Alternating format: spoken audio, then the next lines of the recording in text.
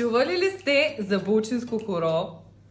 Аз съм Теодора Ванчева и съм певица, водеща и организатор на сватбени тържества. Днес ще ви разкажа за обичая булчинско хоро, който е много интересен, но пък не е разпространен във всеки край на България. Освен музика и букет, за изпълнението на обичая е необходима кошничка, в която се пускат паричките, които са за младото семейство. Всеки, който иска да води хорото до булката, трябва да пусне, да остави паричка за младоженците. Кошничката се носи от някой от шаферките.